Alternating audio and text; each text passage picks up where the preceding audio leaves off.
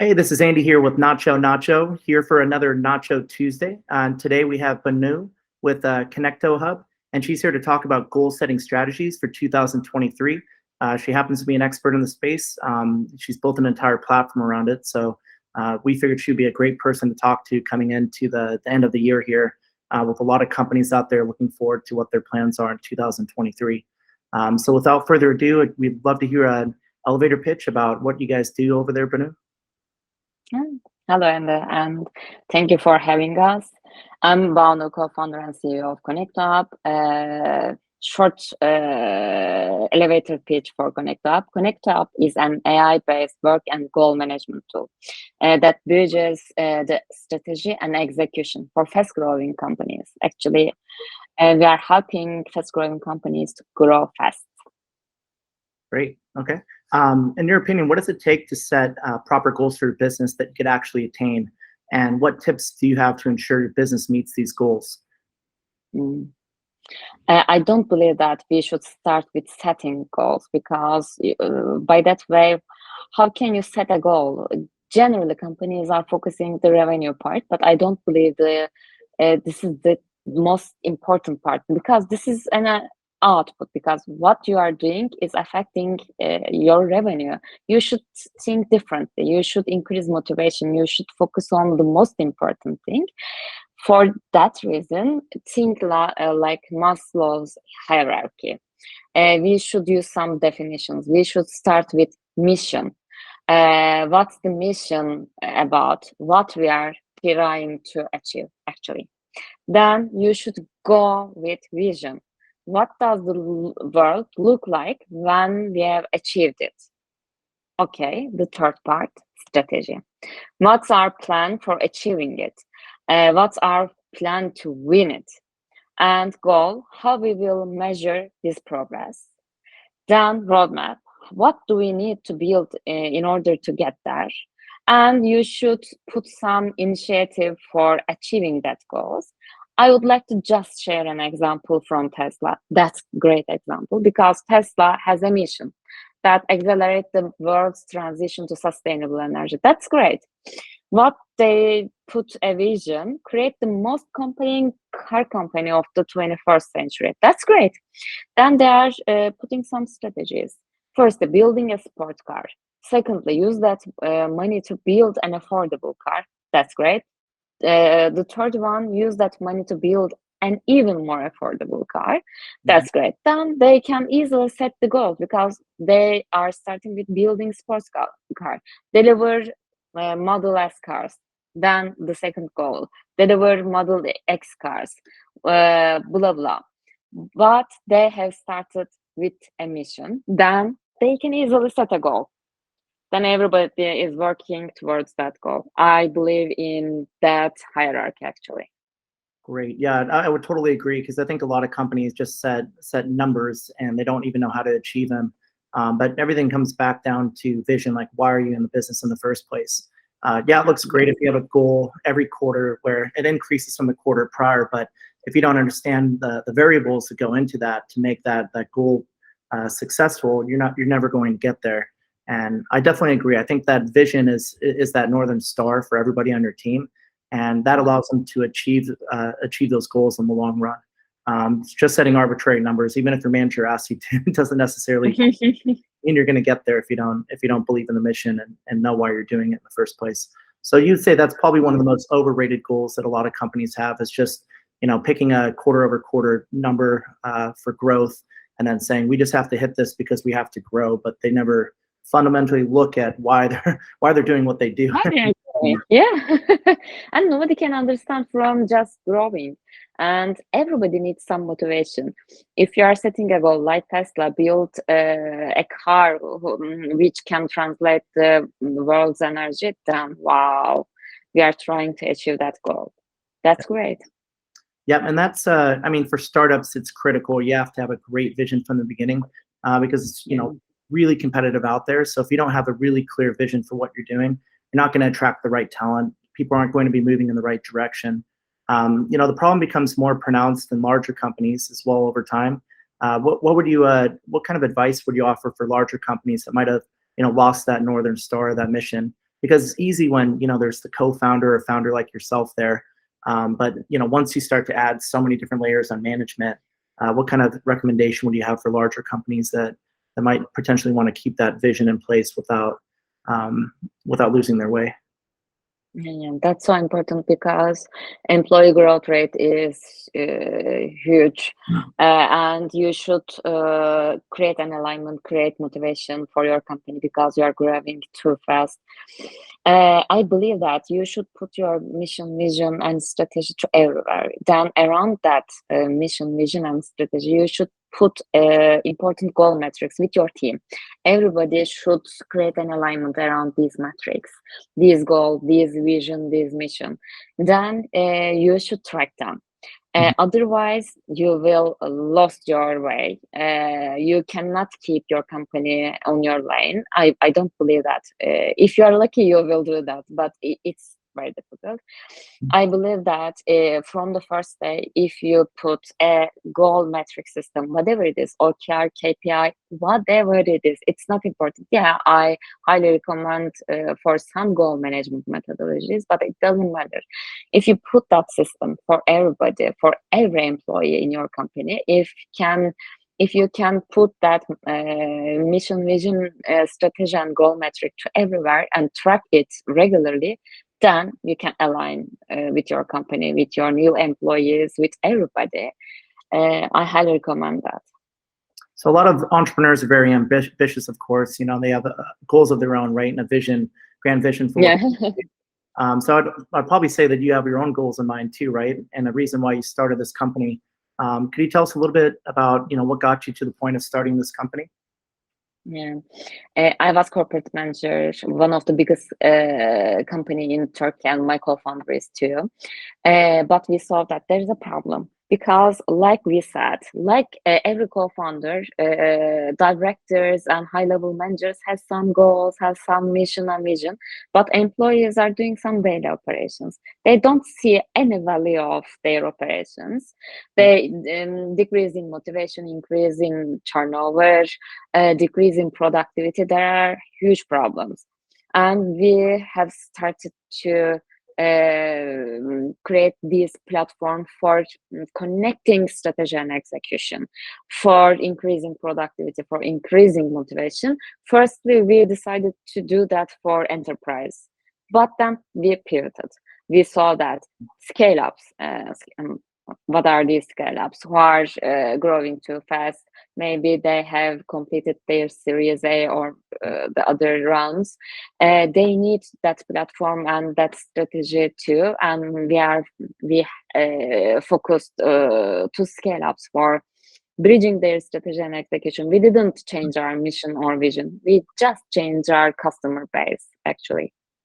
Yeah, so what you're saying, we're kind of alluding to the problem that we were discussing prior with larger companies, at some point kind of losing their way. But you saw an opportunity with, smaller companies. Obviously, it's this core team, very founder focused, easier to kind of control the vision there. But it's once you hit that Series A, Series B, when your company's really starting to grow and you're adding headcount really fast, that's when it starts to become an issue for people, and they start to look for maybe a better goal setting method or technology that could help them maintain that Northern Star, that vision.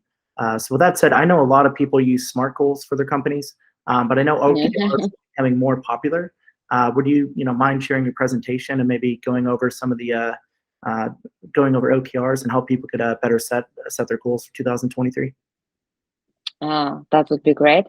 By the way, I would like to add something. As you said, yeah, it's so difficult if you are growing so fast, creating alignment in your company. But even in small companies, we saw that it's easy to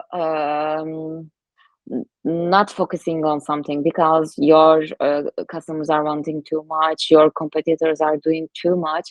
For example, you are a company with 5 employees. It's small, okay, but sometimes you are forgetting our North Star metrics. Sometimes we are just focusing on current metrics. Then we will fail. For just focusing, put your metrics just in a Google Sheet. It doesn't matter, but put your important metrics, even you are small. That's so important. I highly recommend that strategy. But I would like to give an information about OKRs and KPIs. I highly recommend to use both of the framework for your company, especially if you are startup or scale up.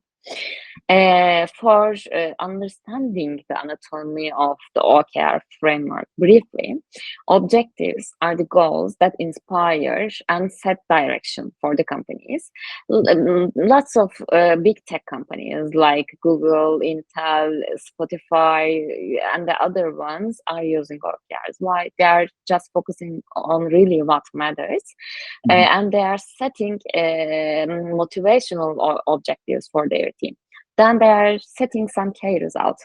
Key results should be countable, time-bound, and we should find an answer for the question, how do I know I'm getting there? For example, you cannot put creating a feature as a key result, because you cannot understand that how many customers can you get from these features. But you should put, for example, NPS metric. If your customers are loving your product, then you will get more customers too. And you should NPS is Net Promoter Score for anybody, just in case. Sorry. No worries. It should. Yeah, so thank you so much. It doesn't have to be an NPS, but you should really focus on what really matters. You shouldn't focus on your initiatives. Then, what's the KPI and what's the OKR? You should use OKRs for creating a strategy, for the creating navigation for your company. But you should manage your company too. You should manage your daily operations and daily metrics too. Then, if you are using KPIs for just managing your company, you will create the best system for your company too.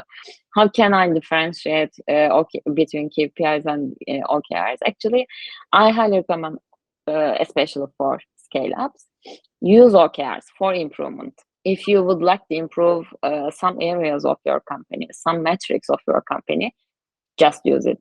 For change, if you are pivoting or adding something different, and if you are focusing innovation, use OKRs. Just you should put max 3 OKRs for your company. You cannot focus more than 3 OKRs actually. That's why we are saying that don't use business as usual for OKRs. Lead with OKRs your company, but manage with KPIs for your company, because you cannot focus all of the things, but you should manage all of the things of your company. Then use KPIs and look at these ones, what we are trying to change in month, quarter, year ahead. Just answer that question and put them as an OKR. What are we tracking regularly? Just find an answer to that question and put as a key result. By that way, if you are using an OKR, you are creating a strategy for your company. From that, just one example. If you are using a KPI methodology, you are putting a goal for your revenue metric. Hit 500K MRR by the end of the quarter. You are not putting a strategy for customer base. You are not putting a strategy for sustainable revenue framework, whatever it is. You are just measuring MRR. But you should, if you are keeping that KPI and using the OKR methodology too, you will create a strategy, motivational strategy for your team. You can put crush my Q4 sales targets as an objective. Okay, then you can put a key result, hit 600K MRR, because you are trying to achieve higher goals. Yeah, regularly you can hit 500K, but you are pushing your teams. But second key result, you are setting close 100 new deals because you are trying to expand your customer base. Then you are putting a key result 3, hit an average deal size of 100K. You are trying to target bigger companies, you are setting a strategy with OKRs because you are creating to increase your revenue metrics, but you are managing your revenue with KPI. That's a great example for scale-ups. I highly recommend them to use both of them for creating the best goal management, actually. Great. And so one of the key things that you mentioned there was that you don't want to have too many goals, because I would imagine if you have too many goals, it's you can't focus on too many things at once, right? There's the master of all, jack of all trades is the master of none. So it's important for everybody to really hit your main goals that you want to go after, and limit those to a handful of them, so you could actually achieve them without getting too distracted. Yeah. So failure comes with the job of an entrepreneur, and especially if we don't set our goals right. Can you tell me a time where you failed as an entrepreneur? We all have at some point. For me, it's a great learning lesson, and I always love to talk about these stories, because I think these stories tell you the most, and teach us the most as well.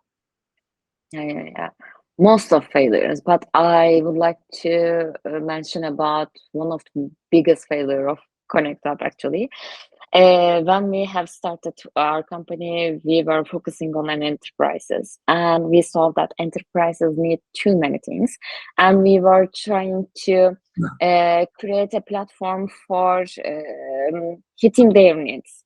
Then we saw that they need everything, and every enterprises needs different things. If we are trying to hit that goals as a company, then we will see a bankruptcy, because we saw that we are losing time, money, and we cannot get the right customers. At the end of the period, we saw that that's not a strategy. We are losing too much money. Then we pivoted our customer base, because we saw an opportunity for scale-ups. If we haven't done that, we have seen a bankruptcy, actually. Then we saw a huge increase in customer base. We went to global by doing that pivoting. But that failure teach us that just focus on what really matters, because we didn't find any North Star metric while we are targeting enterprises. We are just focusing getting these enterprises. It's not the higher level North metric for ConectoHub. We were trying to bridge the strategy and execution for customers. How you can measure this by the number of customers. At the end of the period, we pivoted. That's great. Yeah, because I know a lot of people, really, especially entrepreneurs, have like a really, an idea of what they want their customer to be, instead of the other way around. Sometimes your customers choose you. So they'll bring a product to market and they'll say, we want this kind of customer, but then, they totally avoid the customers that are knocking on their door saying, I love this product, I need more of it. And, instead of, sometimes you do have to refocus your vision and change your North Star a little bit. But if you're objective with yourself, and that your vision is to grow a company and have happy customers, you're able to look at that objectively and say, we're not doing well here in this area. We need to realign our goals, and we need to potentially pivot the product entirely. And I think a lot of successful products go through at least one pivot in the early days. So kudos for you to having that vision to see ahead and realize that you guys had to pivot a little bit there and change it. But that wasn't your work. Oh, good. Sorry. And I want to add something about this one. And everybody is saying that listen to your customers, listen to your customers. Yeah, you should listen to your customers, but you should see your customers while they are using your platform, or they are using any platforms. You should understand their problems and need better, because as irrational people, we cannot say the right thing, right solution for our problems. We are just saying what we are wanting to see. If you would like to create the best platform for your customers, not just listen to your customers, see them while they are facing a problem, while using your platform or other platforms. Just see them and understand them better. Yeah, that's a great point, because I think it was Henry Ford once said, if, Yes. everybody would want a faster horse until he showed him what a car was, but he understood the problem, right? So he understood that motor vehicles could provide a much more efficiency in transportation, and a motorized vehicle could do that actually. But at the time, nobody could imagine that themselves, right? So they would Yeah. all people can go to, especially a lot of customers, and I say this a lot as a marketing guy, is your customers know what they know, right? And they're comfortable with what they've done in the past. And so it's really important that, yeah, so whatever you do, your solution needs to connect with their expectations for how the problem should be solved. But obviously, you're introducing some new innovation or some efficient way of doing things.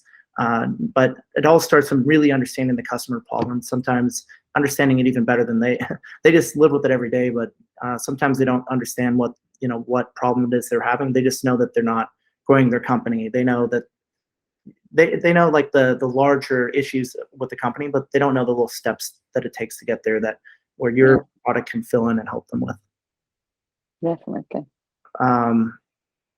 Okay, so what other tips would you give would-be entrepreneurs who launch a SaaS product, aside from that great tip you just mentioned there, which I think a lot of entrepreneurs miss? Firstly, not just listen to your customers. The first one, the most important one, as we talk about. And second one, as we talk about, listen to users who want to use your product. Yeah, if you are focusing one group and you cannot find the best fit for this group, listen to other groups too. Listen them. Yeah, that's a great point. So what other obstacles do you think entrepreneurs face when they're getting a company started, aside from this product market fit and really aligning? Lots of problems: money, time, churn problem, because you are new in that market and you have lots of problems, and you will face with churn. By churn, you will learn from your mistakes, actually, but it's the most difficult part for the entrepreneurs, because you are losing your customers. That's the huge part of your story while you are starting. But you should look at churn as just learning from mistakes, just learning. Yeah, that's a great point. Yeah, because it's an uphill battle. A lot of customers potentially might want to go with like a brand name that they know, but as a new startup coming in with the new innovation, you got to earn that trust from people, right? What other tips would you have in mind for earning customer trust, maybe in the early days? I like to call it a hustle. So it's a free trial, like that goes a little bit longer, just to get people hands-on with their product, to learn from them, and have people get a chance. So you could eventually have those logos on your website that give you social proof, and that customer number that gives new people eventually in the future social proof that you can deliver what you say your product can. What tips, I guess, to clarify at the beginning, would you recommend for entrepreneurs to undertake to acquire early customers and keep those customers happy so they can build a foundation for their business? Keeping customers happy is starting with creating the great communication with them. Just listen to them and answer to them, understand their needs better, and be very clear. Secondly, create successful customer stories and share them via LinkedIn, via social media. People really want to see a success story. People really want to hear a real case, because maybe they don't understand your product use cases. But if you give them a use case with a successful story, for example, you are operating in retail sector, if you are publishing successful stories with your retail customers, then other retail customers will come to you. That's the huge part, because you are sharing logos, that's great, but if you are sharing logos with success stories, that's the greatest part of your growth story. Great point. And I feel like video might be a lot more powerful too. So maybe getting a customer on for like a 30-second testimonial. Well, that would be great. Yeah, because a lot of people rely on reviews, and they might have the reviews on G2, Capterra, wherever on the internet. But even on your website. But these days, people are so conditioned not to trust reviews, even if it's on a third-party website, because a lot of companies game that. So yeah, I think to your point, getting that video testimony can be really powerful for helping a product. Great. So as an entrepreneur, you're probably always learning, not just from the daily experiences and mistakes we make, but from books as well, trying to look ahead into the future and figure out, how can I learn from what other people have done and maybe, their experience rather than learning to fail on my own. Everybody's saying that 0 to 1, hard things about hard things, and lots of books they can see from entrepreneurs' website. But I highly recommend NachoTuesday, The Story of Nike. Incredible story, incredible founder. I cannot believe how he did that. Yeah. I highly recommend to read that. While you are reading and after you read that book, you understand that being an entrepreneur is difficult for everybody. Mm-hmm. If you can create a resilience, then at the end of the day, you will succeed in something. I don't know in what area, but you can learn from that story. Great point. What's the name of that book again for everybody? NachoTuesday, Story of Nike. Yeah. Nice. All right, I'll have to take a look at that one. Yeah, that's what I get from a lot of entrepreneurs when I interview them. Is it's not just your typical. I mean, we all read the same kind of 0 to 1 and all the same books, right? The crossing. Yeah. But I find that a lot of them, their favorite book is actually the ones that talk more about more the motivation behind being an entrepreneur. The ones that are more about the soft goals for a company, like having a better vision, being a better leader, managing a team better. Not just how do I increase my revenue for this month. I think to your point earlier with having the right vision, you could figure out how to achieve those later if you have a core understanding of the most important things that matter, which is why you're in it and who you're serving as a customer and where you're doing it for them. Everything else falls in line after that pretty easily. Yeah. Great. So what's next for ConectoHub? Where do you guys see yourselves 5 years from now? Any exciting updates? Actually, we would like to create a platform, a growth platform for scale-ups, because our customers are really see ConectoHubs as growth tool. Mm-hmm. Then we have decided to create the best growth tool for scale-ups. Oh, that's great. When should we expect this on the market? It's on the market now. We don't see it as growth tool. That's work and goal management tool. But when we have add some dashboards, when we really connect their strategy and execution in our platform, they have said that that's a growth tool for us, and we would like to create a brand. A scale-up CEO, when they started to think about what we should use for growing, for focusing on really what matters and creating the most productive environment, we should create a brand which that comes to their mind firstly. Great. And what would you say would be the main reason why people should choose your platform for their business? Yeah. Firstly, by using ConectoHub, we have two systems, which first one is AI-based goal management system, which includes KPIs and OKRs. The other one is work management system. By that way, they can easily set their goal metrics. They can integrate their goal metrics with their business output, like sales, profit, and Google user metrics from 5,000 platform, and see the metrics instantly. Then they can easily add their daily operations, projects, daily tasks to their goals. Then they can easily understand what their goals and what they're doing to achieve that goals. Like one of our customers from Colombia has said that when they are deciding on really important feature or campaign, they are looking ConectoHub. If they are linking this feature with their goals, they are going forward. Otherwise, they are not to go further. With ConectoHub, they have said that we are staying our lane and we are just focusing our important metrics and doing really important work as a company, as a team, as a new employees. That's why they should pick ConectoHub, just focusing on really what matters and seeing every detail about their company, teams, and individual level from just one platform.